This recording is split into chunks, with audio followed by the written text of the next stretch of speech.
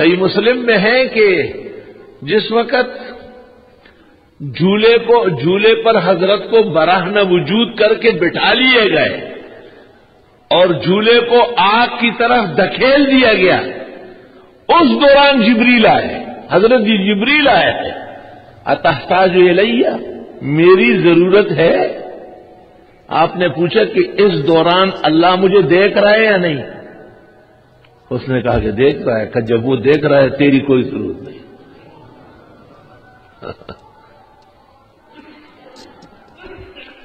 الفاظ حدیث شریف کے طلباء کی اس طرح ہے، علمہ بحالی یغنینی امن دونہ عن سوالی، اس کا جو علم ہے میرے حال کے بارے میں اجازت نہیں دیتا کہ اس کے ہوتے ہوئے ان کے فرشتوں سے مانگو۔ اے ابراہیم، قرآن اس لیے کہتا ہے وَاذْكُرْ فِي الْكِتَابِ ابراہیم، ذرا قرآن شریف میں ابراہیم کے قصے پڑھیں۔ اِنَّهُ كَانَ صِدِّيقًا نَبِيًّا، بڑے سچے پیغمبر تھے، بڑے مضبوط پیغمبر تھے۔ کتنی خطرناک گڑی ہے۔ ایمان جتنا بڑا ہوتا ہے، ایمان جتنا مضبوط ہوتا ہے، اس قدر ہی امتحانات سخت آتے ہیں۔ یاد رکھیں بخاری شریف، بے قدر الایمان امتحان ہوتا ہے۔ میٹرک کا پرچہ کسی کلاس 1 سے کراتا ہے، بی اے اور سی اے کا امتحان کوئی مڈل والے لڑکے سے لیتے، وہ پہلے وہاں تک پہنچ چکا ہوتا ہے، جب وہ امتحان کے لیے بٹھایا جاتا ہے، اجازت ملتی ہے۔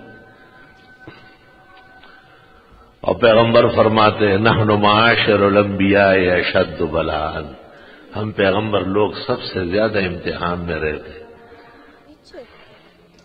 ثم الامثل فالامثل، پھر جو ان کے قریب ہے اور پھر جو ان کے قریب ہے۔ امتحان مقام کے اعتبار سے، صلاحیت کے اعتبار سے ہوتا ہے۔ ایمان کی حفاظت کے لیے اور ایمان کی دولت کی مضبوطی کے لیے مومن ایمان والوں کا ساتھ دیتا ہے۔ یوسف علیہ السلام مصر میں جلوگر ہوئے، سلطنت پر متمکن ہوئے اور وزارت اور حکومت ان کے ہاتھ میں ہے، اور ایک دعا کرتے اس کو سن لے، کیسی دعا ہے؟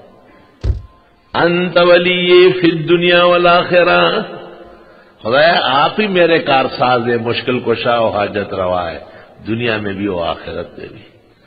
توفنی مسلمن، اسلام کی حالت میں موت نصیب فرما، والحقنی بالصالحین، اور نیک لوگوں کے ساتھ ملا کے رکھیے۔